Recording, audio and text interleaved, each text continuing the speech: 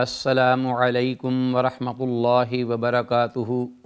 الحمدللہ وکفی وسلام علی عبادہ الذین اصطفی، اما بعد فاعوذ باللہ السمیع العلیم من الشیطان الرجیم من ہمزہ ونفخہ ونفثہ، بسم اللہ الرحمن الرحیم۔ فبشر عباد الذین یستمعون القول فیتبعون احسنہ،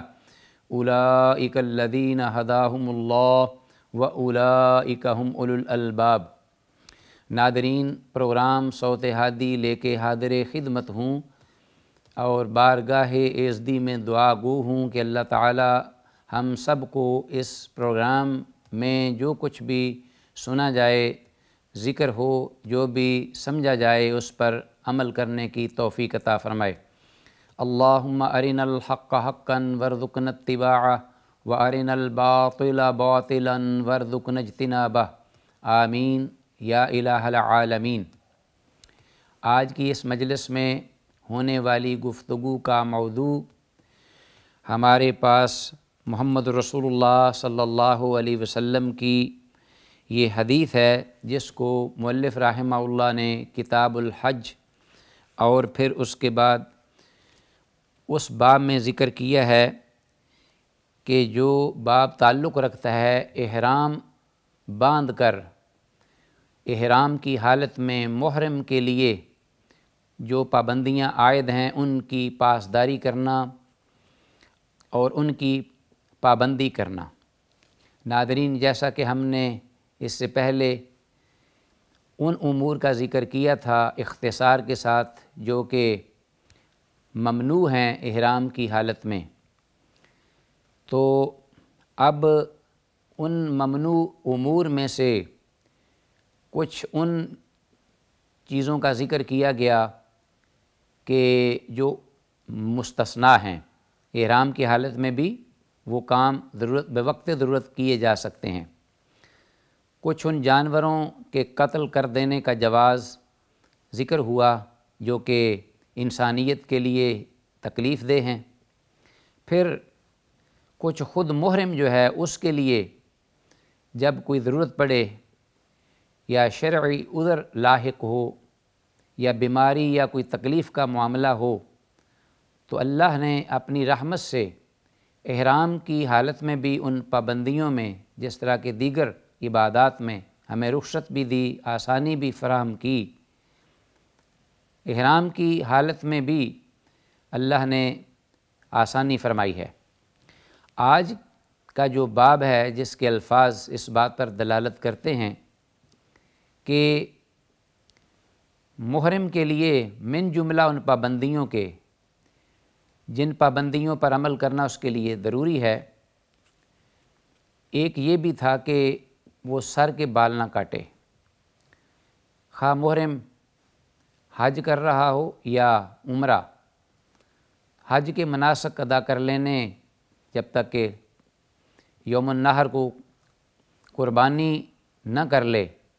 ولا تحلقوا رؤوسکم حتی یبلغ الہدی محلہ، قربانی نہ کر لے اس وقت تک وہ اپنے سر کے بال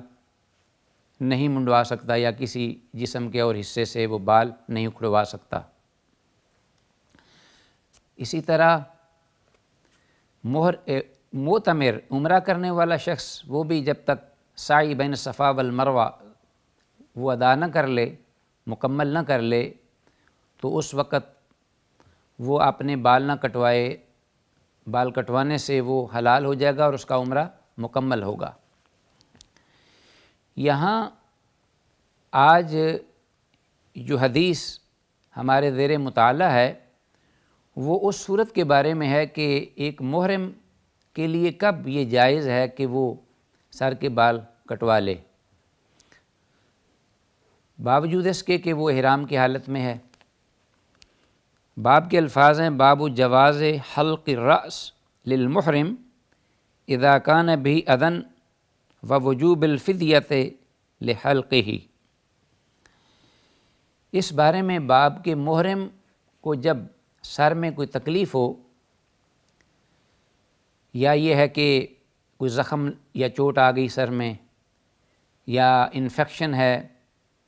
کوئی بھی تکلیف ہو سر میں جس سے وہ مجبور ہے کہ سر کے کچھ حصے کے یا سارے سر کے بال منڈوا لے یا کٹوا لے تاکہ وہ مزید اس تکلیف سے بچ سکے اور علاج کروا سکے، تو ناظرین،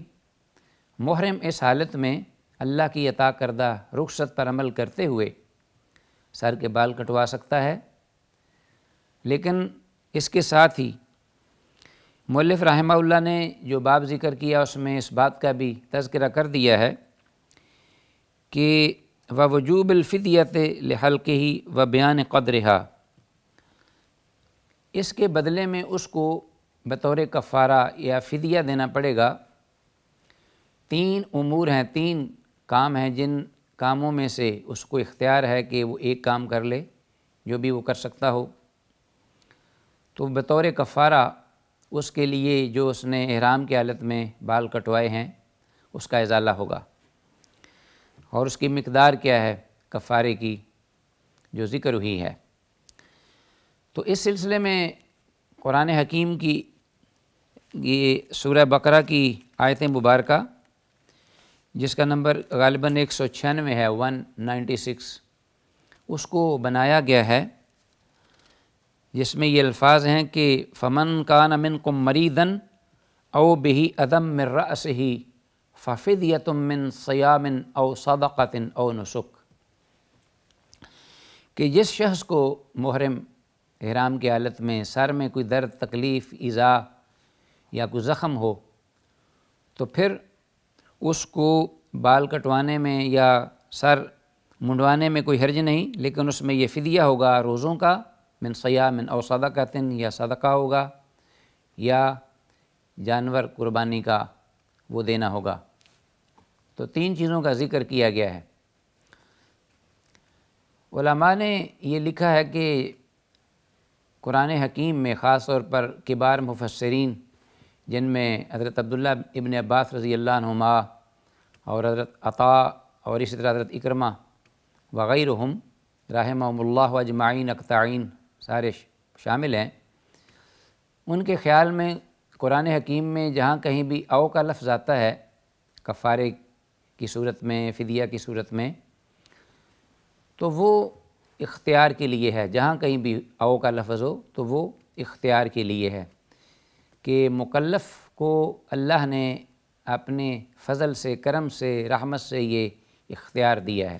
کہ ان جو کام ذکر ہوئے ان میں سے کوئی ایک کر لے اپنی استطاعت اور توفیق کے مطابق۔ تو اب یہ بھی بات ذہن میں رہے کہ قرآن حکیم میں جو فدیہ ذکر ہوا ہے، ففدیۃ من صیام، مطلق اس کی تعداد کا ذکر نہیں ہوا۔ روزوں کا فدیہ ہے، او صدقۃ یا صدقہ اس کا فدیہ ہے، اس کی بھی مقدار کا تعین نہیں ہے قرآن حکیم میں، او نسک یا قربانی ہے، اس کا بھی ذکر نہیں ہے کہ قربانی کیسی ہو یا کتنی تعداد میں ہو یا کون سا جانور ہو۔ بہرحال تو رحمت للعالمین نے جیسا کہ دیگر بہت سارے احکام الہیہ ان کی تشریح، توضیح اور تفسیر فرمائی ہے، اور جسے ہم وحی غیر مطلوب کہتے ہیں یا وحی خفی، وحی جلی کے بالمقابل، تو وہ بھی دین میں اسی طرح ہی قابل حجت ہے جس طرح کہ قرآن حکیم ایک وحی ہے، اس لیے کہ وَأَنزَلْنَا إِلَيْكَ الذِّكْرَ لِتُبَيِّنَ لِلنَّاسِ مَا نُزِّلَ إِلَيْهِمْ، کہ الفاظ قرآن مجید میں آ گئے ہیں کہ یہ جو ذکر آیا ہے اس کا بیان وہ بھی ہم نے اتارا ہے، اور وہ ہے محمد رسول اللہ صلی اللہ علیہ وسلم کی زبان اقدس کی شکل میں، صورت میں۔ تو رحمت للعالمین نے قرآن حکیم کے اس اجمال کی تفصیل بیان فرمائی ہے، روزوں کا ذکر نہیں، تعداد کا، اور نہ ہی صدقے کا، اور نہ ہی قربانی کا۔ تو آتے ہیں اس حدیث کی طرف کہ وہ یا دیگر احادیث میں جو تعین ہوا ہے اس فدیہ کا کہ اگر کوئی شخص سر میں تکلیف ہونے کی وجہ سے بال کٹواتا ہے یا اکھڑواتا ہے یا منڈواتا ہے۔ حدیث نمبر 749 حضرت کعب بن عجرہ رضی اللہ تعالیٰ عنہ سے یہ مروی ہے، اور حضرت کعب بن عجرہ اس سے پہلے بھی یہ صحابی گزرے ہیں، ہمارے دروس میں ان کا ذکر آیا ہے۔ تو ایک بار پھر اختصار سے میں تعارف کراتا چلا جاؤں۔ یہ وہ صحابی جلیل القدر ہیں حضرت کعب بن عجرہ رضی اللہ تعالیٰ عنہ، جو حدیبیہ کے عمرہ میں بھی شریک ہوئے، کوفہ میں رہے، اور سن 53 میں قریباً 75 سال کی عمر میں انہوں نے وفات پائی۔ تو کنیت ان کی ابو محمد اور بعض ابو اسحاق بھی بولتے ہیں۔ بہرحال فرماتے ہیں رسول اللہ صلی اللہ علیہ وسلم نے ارشاد فرمایا کہ انہ قال لعلک آذاک حوامک، گویا کہ ایسے لگتا ہے کہ جیسے آپ کے سر میں جو جوئیں ہیں انہوں نے تو آپ کو بے بس کر کے رکھ دیا اور انتہائی زیادہ پریشان کیا اور تکلیف دی، یعنی اذیت کی حد تک ان کی کثرت ہوئی ہے آپ کے سر میں۔ تو مجھے اس بات کا اتنا پہلے احساس نہیں تھا۔ رحمۃ للعالمین کو جب پتہ چلا تو آپ نے خود حضرت کعب بن عجرہ رضی اللہ تعالیٰ عنہ کی اس تکلیف کا احساس فرمایا اور توجہ فرمائی۔ الفاظ ہیں لعلک آذاک حوامک، تو کہتے ہیں کہ قال نعم، میں نے کہا کہ ہاں اللہ کے رسول صلی اللہ علیہ وسلم ایسی ہی بات ہے، میں نے تذکرہ تو نہیں کیا تھا، لیکن جو سر ہے وہ جوؤں سے اٹ گیا ہے، بھر گیا ہے۔ بعض روایات میں کہ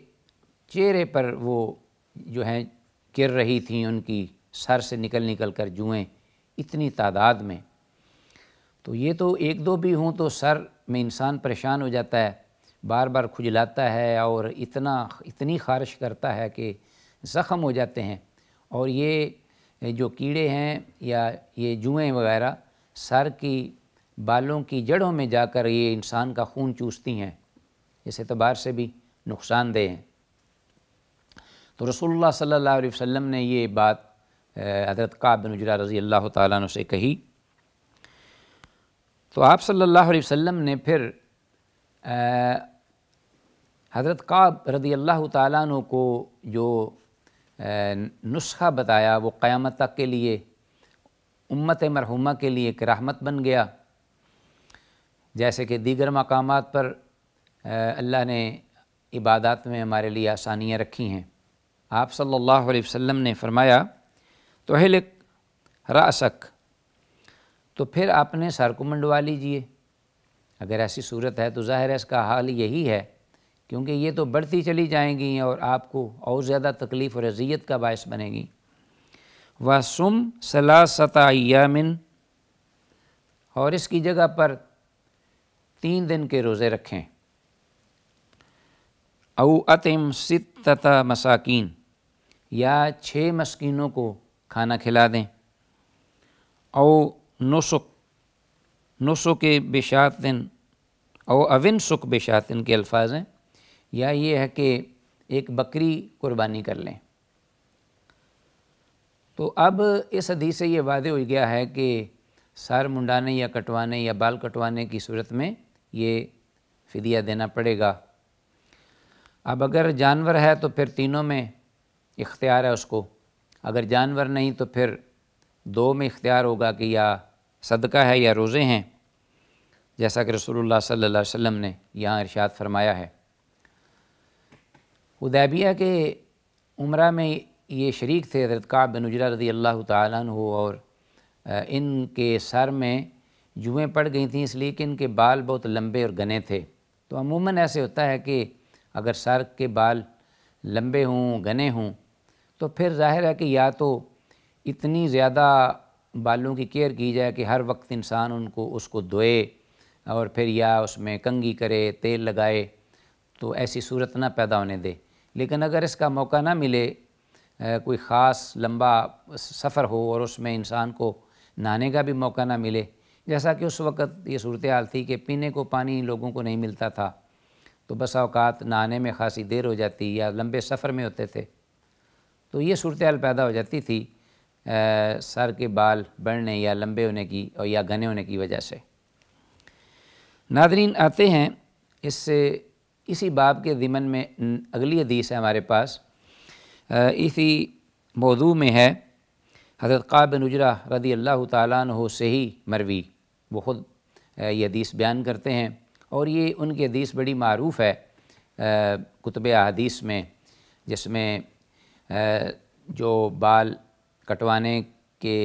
ضمن میں فدیہ کے طور پر ذکر ہوئی ہے۔ حدیث نمبر 750، حضرت کعب بن عجرہ رضی اللہ تعالیٰ عنہ کی یہ حدیث ہے عبداللہ بن معقل سے، قال کہتے ہیں کہ قعدت الی کعب بن عجرہ فی ھذا المسجد، یعنی مسجد الکوفہ۔ حضرت عبداللہ بن معقل کہتے ہیں کہ میں بیٹھا کعب بن عجرہ رضی اللہ تعالیٰ عنہ کے پاس اس مسجد میں، اور اس مسجد سے ان کی مراد کوفہ کی مسجد تھی، عراق میں جو مسجد ہے۔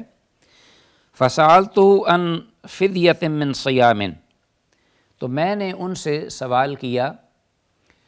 کہ روزوں کے فدیے کے بارے میں۔ تو اب ظاہر ہے کہ روزوں کا فدیہ کون سا ہے یہاں مراد؟ وہی جو کہ آیت مبارکہ میں ذکر ہوا ہے کہ فَمَنْ كَانَ مِنْكُمْ مَرِيضًا أَوْ بِهِ أَذًى مِّن رَأْسِهِ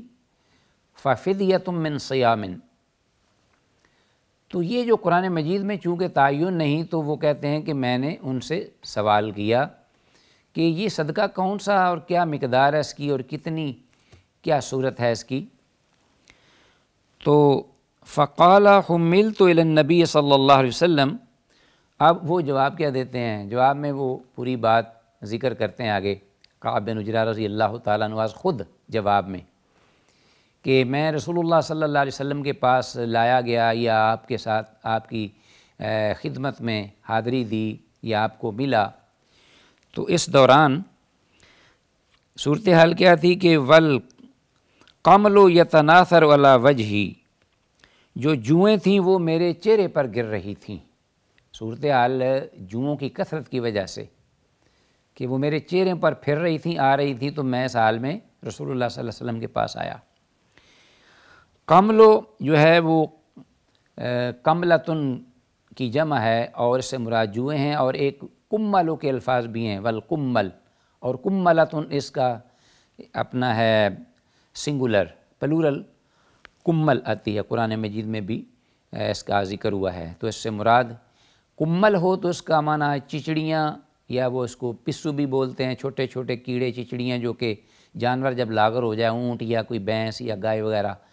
یا بچھڑے، تو ان کے جسموں میں وہ چمٹ جاتی ہیں، ان کے سکن کو اور چمڑے کو اور کھا جاتی ہیں، تو وہ ایک بیماری کی شکل میں۔ اور کمل جو ہے سے مراد جوئیں ہیں، کملتن ایک جوں، اور کمل یتناثر علی وجہی۔ تو ناظرین، یہ صورتحال تھی حضرت کعب بن عجرہ رضی اللہ تعالیٰ عنہ کی، جیسا کہ دیگر حدیث میں بھی ہم ذکر کریں گے انشاءاللہ آئندہ۔ تو سر دست جو کچھ ہم نے سنایا ہے، اللہ اس کو سمجھنے اور اس پر عمل کی توفیق دے۔ ھذا ما عندی واللہ اعلی وعلم بالصواب۔ السلام علیکم ورحمۃ اللہ وبرکاتہ۔